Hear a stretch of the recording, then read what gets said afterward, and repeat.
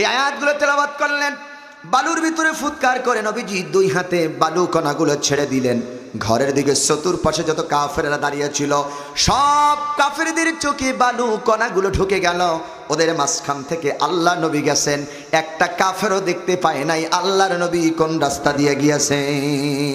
কাফেরদের মাঝখান থেকে বেরিয়ে আল্লাহ রাসূল মক্কা থেকে 500 গজ দূরে যেখানে আল্লাহ রাব্বুল আলামিন সূরা বালাদ নাজিল করেছেন, সেই জায়গায় দাঁড়ায়া নবীজি খানায় কাবার দিক তাকায় তাকায় কান্দারে বলে, খানায় কাবা, ও খানায় কাবারে, আমার বড় ইচ্ছা ছিল তোর খেদমত করব প্রাণ ভরে।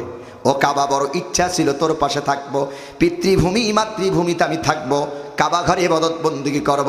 ও কাবা, তোর নিষ্ঠুর সন্তানেরা তোর কাছে আমারে থাকতে দিল না, কোরআনের দাওয়াত দেওয়ার কারণে আমার উপরে জুলুম করলো, নির্যাতন করলো, আমাকে তোর কাছে থাকতে দিল না। খানায় কাবা, আমার বড় ইচ্ছা ছিল পিতৃভূমিতে থাকবো, কিন্তু নিষ্ঠুর সন্তানেরা তোর কাছে আমার থাকতে দিল না। খানায় কাবা, আমি চললাম মদিনার দিক। রসুল খানায় কাবার দিক তাকায় তাকায় কান্দে। লক্ষ্য করেন, রসুল খানায় কাবার দিক তাকায় তাকায় কান্দে। আর শাদিমের মালিক আল্লাহ বরদাস্ত করতে পারলেন না, সাথে সাথে আজকের তেলাওয়াতকৃত সূরা বালাদ, কোরআন শরীফের 90 নম্বর সূরা, 20টা আয়াত সেইখানে নাজিল করে দেয়। লা উকসিমু বিহাযাল বালাদ ওয়া আনতা হিল্লুম বিহাযাল বালাদ। লা উকসিমু বিহাযাল বালাদ, নবী তুমি নাও এই শহরের অবৈধ নাগরিক। যারা তোমাকে অবৈধ নাগরিক বলে গালি দিয়েছে, আমি তাদেরকে অবৈধ নাগরিক বলে ঘোষণা করেছি। যারা তোমার নিবন্ধন বাতিল করে দিয়েছে, আমি আল্লাহ তাদের নিবন্ধন বাতিল করেছি। লাগ করেন না, নবী তোমার নিবন্ধন যারা বাতিল করে দিয়েছে, আমিও আল্লাহ তাদের নিবন্ধন বাতিল করে দিয়েছি। যারা তোমাকে অবৈধ নাগরিক বলে গালি দিয়েছে, আমি আল্লাহ তাদেরকে অবৈধ ঘোষণা করে দিয়েছি। যারা তোমার নিবন্ধন বাতিল করেছে, আমি আল্লাহ তাদের নিবন্ধন বাতিল করেছি। ওয়া আনতা হিল্লুন বিহাযাল বালাদ, নবী তুমি এই দেশের হালাল নাগরিক, হালাল সন্তান, বৈধ সন্তান। নবী তুমি দুঃখ পেও না, মক্কা থেকে হিজরত করে মদিনায় চলে যাও, আমি আল্লাহ তোমাকে আবার বীরের বেশে মদিনা থেকে মক্কায় নিয়ে আসবো। আল্লাহ রসুল আল্লাহর আদেশে মক্কা থেকে মদিনায় চলে গেলেন। কিছুদিন যাওয়ার পর 10,000 সাহাবী নিয়ে আল্লাহ রসুল যখন মক্কায় প্রবেশ করলেন, মক্কা বিজয় হয়ে গেল। আল্লাহ সোনালী আয়াত নাজিল করলেন সূরা বানী ইসরাইল, কুল জাআল হাক্কু ওয়া যাহাকাল বাতিল ইন্নাল বাতিলা কানা যাহুকা।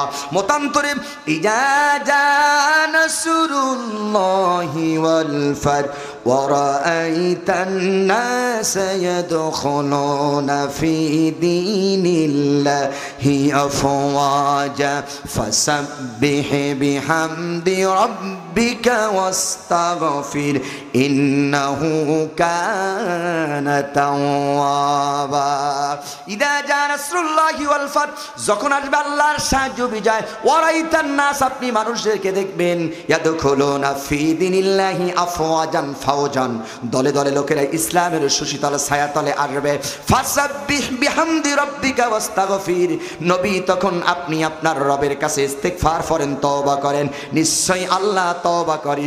রাসূল যখন দেখলেন মক্কা বিজয় হয়ে গেল, ফতে মক্কা যেদিন হয়ে গেলেন, ইসলামের সুশীতলে মানুষ তখন আসতে শুরু করলেন।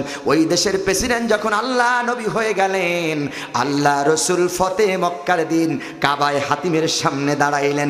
কাবায় হাতিমের সামনে দাঁড়াইয়া যে বক্তব্য দিলেন, আল্লাহ সেই বক্তব্য কোরআনুল কারীমের ভিতরে তুলে ধরলেন, কান লাগান। ফতে মক্কার দিন আল্লাহ রসুল যেই কথা বললেন, সহিহ মুসলিমে সেই কথাগুলো উল্লেখ হয়েছে। সুবহানাল্লাহ। রসুল মক্কা থেকে কোথায় গেলেন? মদিনায়।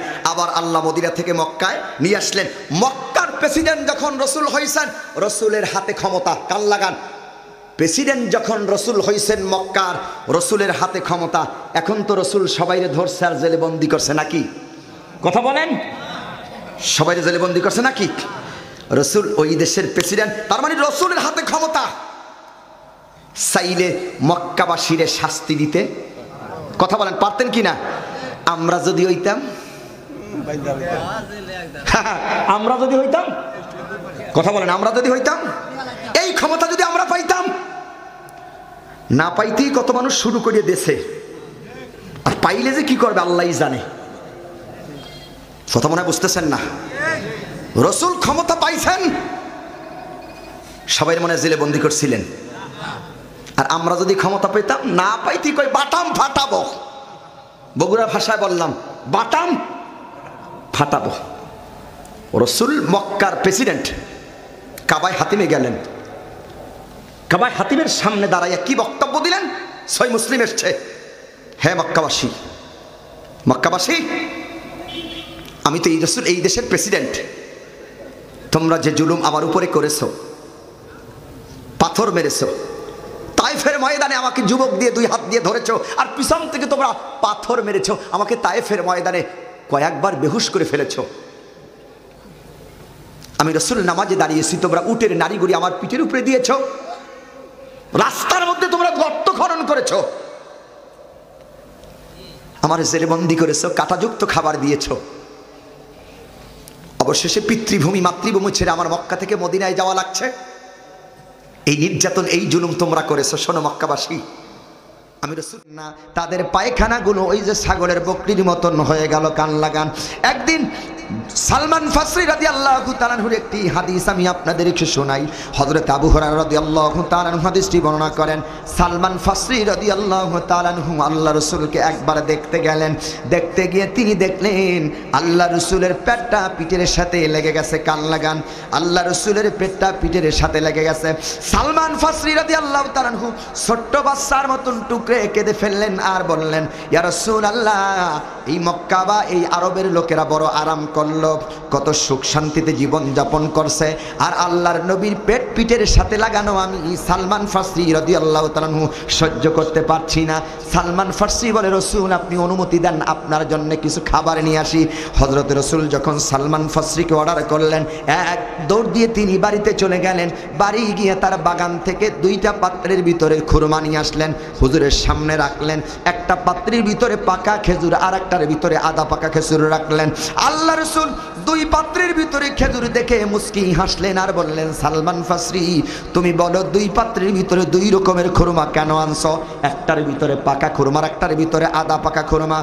এ সালমান ফাসরি, কেন খুরমা নিয়ে আসছো? কোন পাত্র থেকে আমি রসুল খুরমা খাবো বা খেজুর খাবো? সালমান ফাসরি রাদিয়াল্লাহু তাআলা আনহু ডেকে বলি, ইয়া রাসূলুল্লাহ, ইয়া হাবিবাল্লাহ, আমি জানি আপনি মায়ার নবী, রহমাতুল লিল আলামিন। আপনি যেই পাত্রের ভিতরে হাত দিবেন, ওই পাত্রের ভিতরে আমার আল্লাহ রব্বুল আলামিন বরকত দিয়ে দেবে। তার মানে পাত্রে হাত দেওয়া মাত্র, ওই পাত্রে হাত দেওয়া মাত্র আল্লাহ পাক আমার বাগানের ভিতরে বরকত দিয়ে দিবেন। আল্লাহ রসুল 2 পাত্র থেকে 2টা খুরমা নিয়ে খেলেন, আর সাহাবীদের কি নিয়ে হুজুর দোয়া করলেন আর বললেন, আল্লাহ সালমান ফাসরি বাগানের ভিতরে তুমি বরকত দাও। আল্লাহ রসুল দোয়া করলেন, কান লাগান। পুরা মদিনার বাগানে যত খুরমা না হয়, খেজুর না হয়, তার থেকে 1000 গুণে বেশি খুরমা হয় সালমান ফাসরির বাগানে। রসুল এত বরকতপূর্ণ নবী, মক্কাতে এলেন বরকত নিয়ে, একটা কোরআন আর একটা নবী। মনে আছে আপনাদের? এই বরকতের নবী জেলখানায় ওরা বন্দী করলেন। কয় বছর? কথা বলেন, কয় বছর? 3 বছর। 3 বছর জেলখানা থেকে মুক্তি দেওয়ার পর রসুল মনে হয় কালেমার দাওয়াত বন্ধ করে দিয়েছে। বন্ধ করে দিয়েছে। আমরা হইলে বন্ধ করে, রসুল বন্ধ করে নাই। এইবার কান লাগান, সূরার নাম বালাত। বালাত মানে দেশ। রসুল দাওয়াত বন্ধ করে, দাওয়াত দিয়ে যাচ্ছে। ওরা চিন্তা করলেন, রসুল এত অপবাদ দিলাম, নামাজ পড়তে দাঁড়াইছে, উটের নাড়িগুড়ি দিয়ে দিয়েছে, তায়েফের ময়দানে নির্যাতন করেছে, জুলুম করেছে, জেলখানা বন্দী করছে, কিন্তু দাওয়াত বন্ধ। এইবার ওরা কাজ করলো, মুহাম্মদ এত দাওয়াত দিয়ে যাচ্ছে, ওরা বলল মুহাম্মদ এদেশের একজন অবৈধ নাগরিক। কি কইল? অবৈধ নাগরিক। অবৈধ নাগরিক যখন এদেশে, মুহাম্মাদের যে নিবন্ধন আছে, নিবন্ধন বাতিল করে দাও। যে 1000 বছর আগের ইতিহাস যারা জ্ঞানী কথা বুঝতে পারবেন, নিবন্ধন বাতিল করলো, অবৈধ নাগরিক বলে ঘোষণা করলো।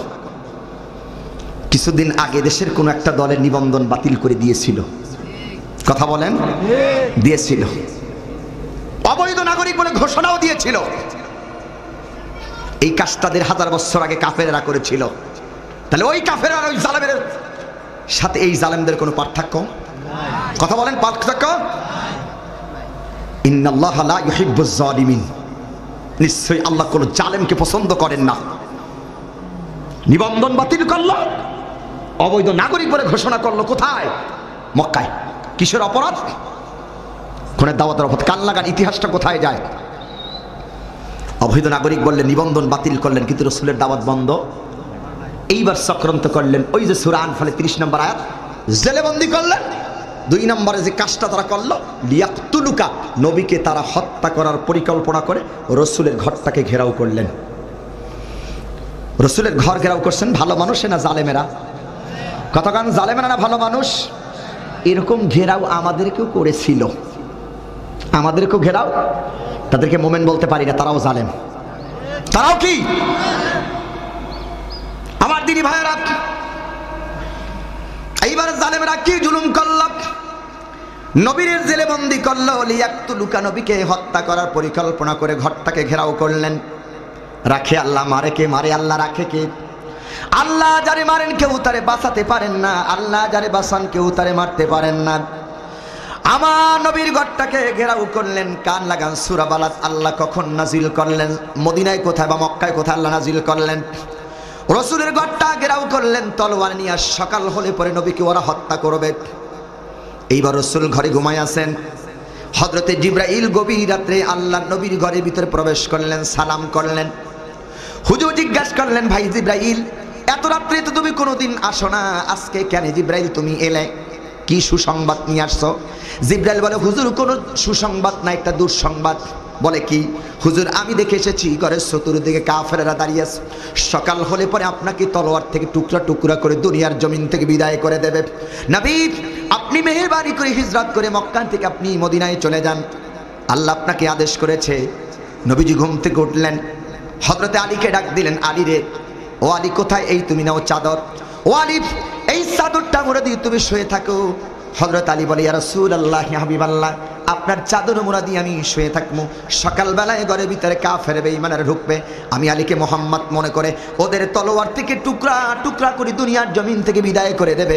আমার মনের ভিতরে কোনো দুঃখ থাকবে না, আমার মনের ভিতরে এটাই সান্ত্বনা আসবে, আমি আলীর জীবনের বিনিময়ে আল্লাহর নবী দুনিয়ায় বেঁচে আছে। এরপর আবার আল্লাহ রসুল হযরত আলীকে ডাকলেন, ডেকে বললেন, আলী এবার তুমি তোমার ডান হাতটা একটু বের করে দাও। কান লাগান, হযরতে আলী আবার নবীর দিকে ডান হাতটাকে বের করে দিলেন। বুখারীর বর্ণনা, ডান হাত বের করে দেওয়ার পর রাসূল বলেন, ও আলী, এই ডান হাতের ভিতরে মক্কার লোকদের কিছু আমানত আমি রেখে যাচ্ছি, সকাল হলে পরে মক্কার লোকদের আমানত তুমি একটু ঘরে ঘরে পৌঁছাই দিয়ে আসবা। রাসূল কাফেরদের জ্বালা যন্ত্রণায় মক্কা থেকে হিজরত করে মদিনায় চলে যান। তারপর মক্কার লোকদের আমানত হুজুর নিয়ে যান, নারী হাতে বুঝায় দেন। আর আমরা কত মানুষের আমানত নষ্ট করেছি, হক নষ্ট করে ওমরা করছি, আবার ফজরের নামাজ পড়ার পরে যায় নামাজ বিশ্রাই কোরআন তেলাওয়াত করি, বান্দার হক নষ্ট করি, হাজি সাহেব সাজি, বক্তা সাহেব সাজি, আর মসজিদে গিয়া নামাজ পড়তে পড়তে কপালে আর হাঁটুতে দাগ ফলাই ফেলি। আল্লাহ কয়, ও নামাজি তুই কোন প্রকারের নামাজি আমি আল্লাহ জানি।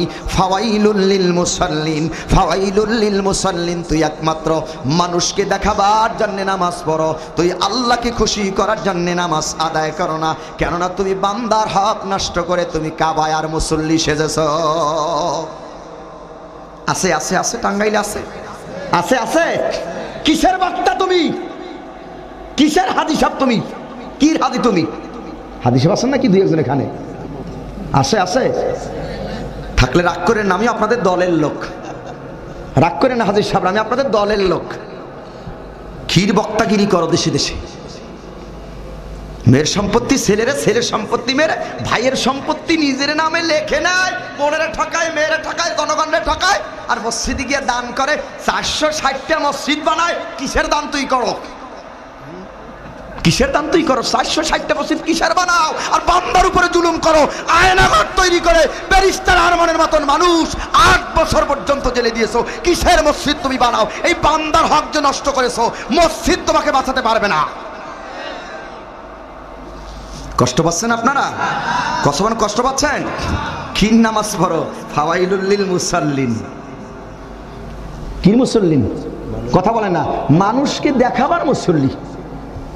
কত হাদিস সাহেবরে দেখলাম কাবায় কান্দে, রব্বানা যালামনা আনফুসানা ওয়া ইল্লাম তাগফির লানা ওয়া তারহামনা লানাকুনান্না মিনাল খাসিরিন। রব্বানা, হে আমার প্রতিপালক, জলাম না, জুলুম করেছে আমার আত্মার উপরে, অতার হামনা, তুমি যদি রহম না করো, আর রহম করলে হবে না, রহম করবা, করুণা করবা, দয়া করবা, নইলে পরে লানা কুনান্না মিনাল খাসিরিন, আমি ক্ষতিগ্রস্ত হয়ে যাব। আল্লাহ কয় ওরে বাটফার হাজি, মেয়ের সম্পত্তি ছেলের নামে লিখে দিয়ে এসে কাবায় রব্বানা জালাম না, তুমি হাজি, তোমার হস্ত ওই শাহজালাল আন্তর্জাতিক বিমানবন্দর দূরের কথা, ওই টাঙ্গাইল ওই বাস টার্মিনালও যায় নাই। আছে আছে আছে আছে।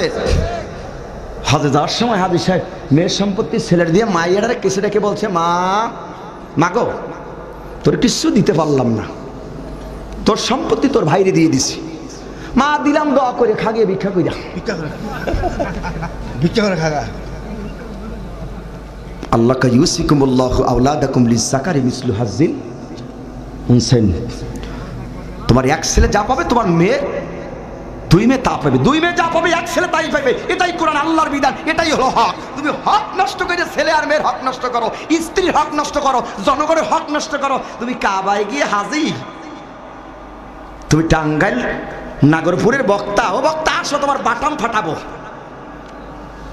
কথা কার? রাগ করতেছেন মানে কথা কার? আল্লাহর বক্তাগিরি করার জায়গা পাও না। হকুল্লাহ, হকুল আব্দ, আল্লাহর হক, বান্দার হক। হক কয় প্রকার? আল্লাহর হক নষ্ট করছেন, আল্লাহ চাইলে মাফ করে দিতে পারেন, নাও এটা আল্লাহর এখতিয়ার। কিন্তু বান্দার হক নষ্ট করছেন, বান্দা যতক্ষণে না মাফ করবে আল্লাহ মাফ করবে না। রাসূল মক্কা থেকে যায় কোথায়? আমানত কার কাছে দেয়? কথা বলে কার কাছে?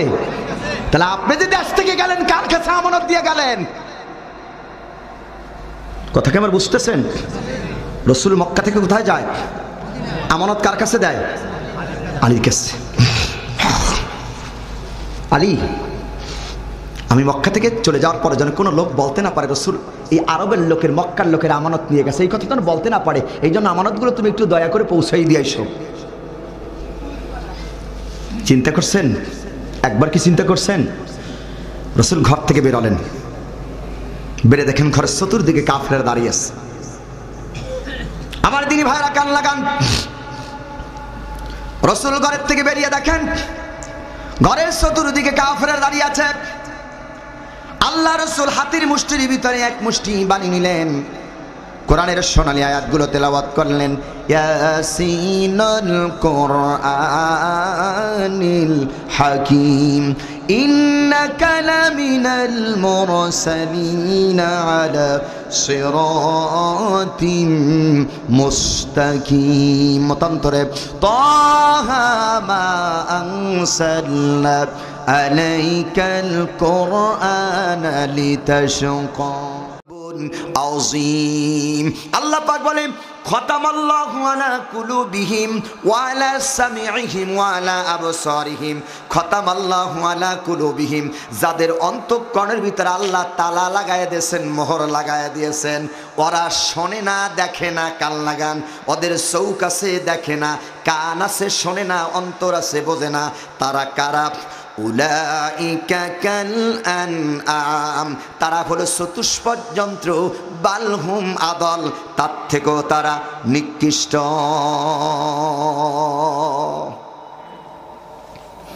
দেখেন আল্লাহর কথার কত দলিল, আল্লাহর কতটা কত হক। আসমান থেকে ফেরেশতাও নাজিল করলে, কবর থেকে মরা মানুষ জিন্দা হয়েও যদি ওদেরকে কালেমার দাওয়াত দেওয়ার ঈমান আনবে না। কেন ঈমান আনবে না? চৌক আছে, দেখে না, কান আছে, অন্তর আছে, বোঝে না, বোঝে না। উলাইকা কাল আনআম, তারা চতুষ্পদ যন্ত্র। আসেন মিসালটা একটু আমি দেই। চতুষ্পদ যন্ত্র, এদেরকে যতই আপনি শুনাইতে চান না কেন শুনতে চায় না। আপনার পাশের বাড়ি আছে আব্দুল করিমের বাড়ি, আর আব্দুল করিমের আছে একটা কাঁঠাল বাগান। আপনি একটা ছাগল অথবা বকরি পালেন, ছাগলটা যদি সারাদিন বুখারী, মুসলিম, তিরমিজি, আবু দাউদ, নাসাই যদি পড়ান, পরে যদি বলেন ছাগল আব্দুল করিম আমার শত্রু, সাবধান, আব্দুল করিমের বাড়িতে যাবে না, কাঁঠাল গাছের কাঁঠালে পাতা খাবে না। ছাগলের রশি ছাড়া মাত্র কবে, ওরে বেটা মালিক তোর কথা ফেলে দিলাম, ছাগলটা আস্তে করে দেখবেন মাথা একটা ঝাঁকি দেয়। ঝাঁকি দিয়ে যেখানে যেতে নিষেধ করছেন সেখানে আগে ছাগল দৌড় দেয়। কি কথা কান, কি দৌড় দেয় কিনা? আস্তে করে গিয়ে ওই বাড়ি কাঁঠাল বাগানের কাঁঠাল পাতা খেতে শুরু করে দেয়। আমাদের সমাজে এরকম কিছু লোক, কোরআন দিয়ে বুঝাবেন, হাদিস দিয়ে বুঝাবেন, দর্শন দিয়ে ইতিহাস দিয়ে বুঝাবেন, শুনবে না, বুঝবে না, শোনার পরে বোঝাবো না, শোনার পরে আস্তে করে ছাগলের মতন মাথাটা ঝাঁকি দিয়া আর এক রাস্তা দিয়ে চলে যায়। কথা বলেন, কথা বলেন। এরকম ঝাঁকি দেওয়া লোক কি নাগরপুরে আছে? আছে, আছে। কে আছেন একটু হাত জাগান। জাগাবে না? কষ্ট হচ্ছে আপনাদের? কষ্ট হচ্ছে? মাঝে মাঝে একটু উদাহরণ দিলে আপনাদের বুঝতে খুব সুবিধা হবে। আল্লাহ কোরআন শরীফ অনেক উদাহরণ দিয়েছেন। আল্লাহ মশার উদাহরণ দিয়েছেন, মাছির উদাহরণ দিয়েছেন। আমি হাফেজ হওয়ার পর আমার দাদা আমাকে ডাকছে, এ গাদা এদিগায়। হাফেজ হওয়ার পরে ডাকছে, গাদা এদিগায়। কি আমারে গাদা বললে ডাকলো মানে কি? গাদা। এই মাদ্রাসার কতগুলো তোয়ালি বলে আমার আগে বক্তব্য করেছে, হুজুরকে বলেছে আলহামদুলিল্লাহ। এই মাদ্রাসার ছাত্ররা বক্তব্য করছে আলহামদুলিল্লাহ, এটা খুব ভালো, আমার কাছে খুব ভালো লাগছে। 10 মিনিট 20 মিনিট করে ছাত্ররা বক্তব্য করছে, কোনো বক্তা নাই। আমি অত্যন্ত খুশি হয়েছি। আর আমি বলছি যে এই মাদ্রাসা থেকেই তো তারা গড়বে, এখান থেকেই তো তারা শিখবে। আলহামদুলিল্লাহ, খুব খুশি হয়েছি। ছোটবেলা থেকেই কথা বলার অভ্যাস। হাফেজর পর দাদা ডাকছে, গাদা এদিগায়। আমি খুব রেগে গেছি, আমার গাদা বলল। ছোট্ট থাকলে যে অবস্থায়, আজ থেকে প্রায় 26 বছর আগে, 1999 সাল, আমি আমার মায়ের কাছে বললাম, মা আমাকে গাধা বললো কেন? আমার আব্বা জিজ্ঞেস করলেন, মা জিজ্ঞেস করলেন, আব্বা আপনি কেন আপনার নাতিরে গাধা বললেন? তখন আবার বলতেছে, গাদার ঘরে গাধা।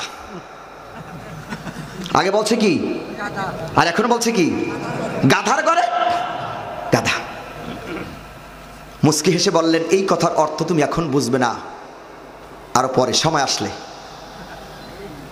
যখন দারুন নাজাত সিদ্দিকে কামিল মাদ্রাসা বাংলাদেশের শ্রেষ্ঠ বিদ্যাপীঠ,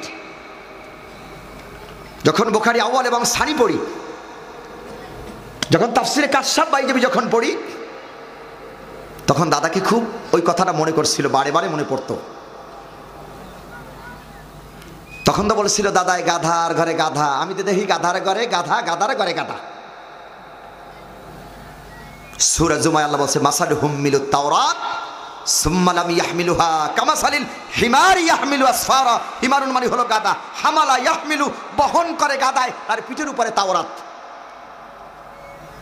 কিন্তু গাধায় জানে না তার পিঠে তাওরাত। এই তাওরাতের অর্থ গাধায় বুঝে না। গাধায় এক দেশ থেকে আরেক দেশে পিঠে করে চিনি নিয়ে যায়। গাধায় চিনি খাওয়ার ওস্তাদ, কিন্তু গাধায় জানে না তার পিঠে চিনি বস্তা। যদি গাধায় বুঝতো তার পিঠে চিনির বস্তা, মালিকের গন্তব্যস্থলে চিনির বস্তা পৌঁছাইতো না, মাছ পথে ফাটাই খেয়ে ফেলতো। কিন্তু গাধায় জানে না তার পিঠে চিনির বস্তা। কোরআন সিনার মধ্যে আছে, কিন্তু এর অর্থ বুঝছি না। এই নাগরপুরে এমন কোনো বাড়ি নাই, এমন কোনো ঘর নাই কোরআন শরীফ নাই। প্রত্যেকের বাড়ি 2-1 জেল কোরআন শরীফ আছে, কিন্তু ম্যাক্সিমাম বাড়িতে আল্লাহর কোরআন তেলাওয়াত হয় না।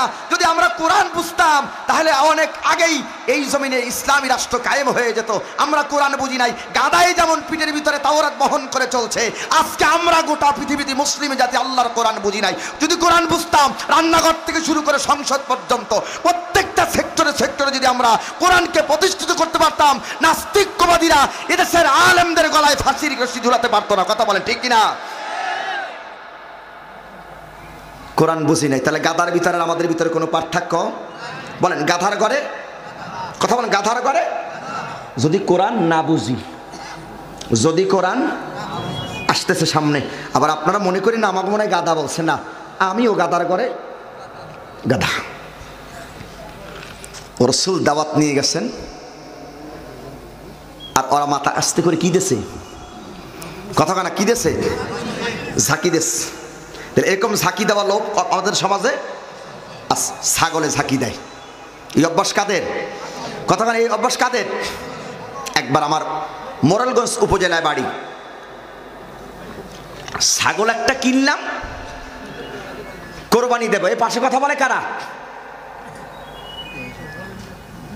ভলান্টিয়ারদের দৃষ্টি আকর্ষণ করে বলছে, আমি কিন্তু আস্তে করে মাইক বন্ধ করে দেবো। আমার আলোচনা এবং মেজাজ একটু অন্যরকম, কথা বলতে অনেক কষ্ট হয়।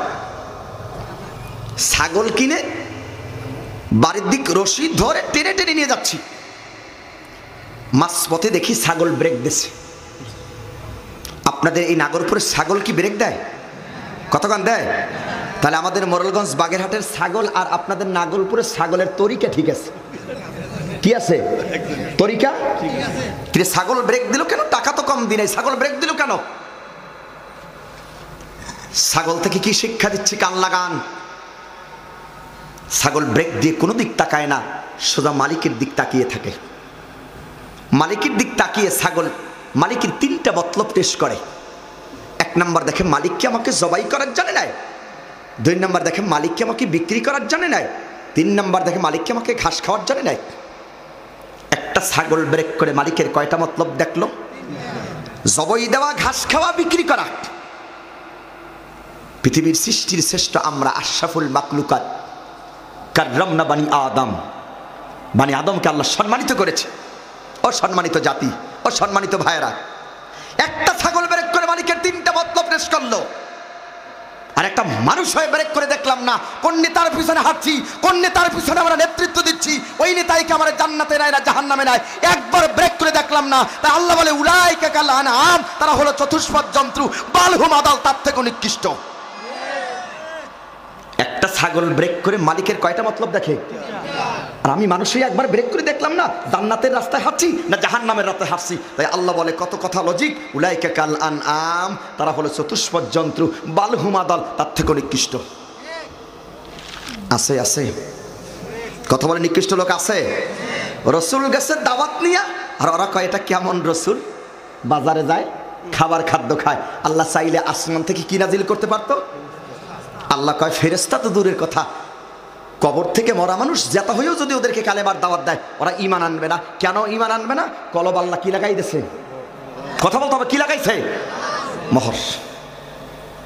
রসুল দাওয়াত নিয়ে গেলেন, বলল কেমন রসুল? অনেক লম্বা আলোচনা, যেহেতু সূরা বালাত আমার অনেক দূর টেনে নিয়ে যেতে হবে আলোচনাটা, এই জন্য লম্বা করতে পারছি না।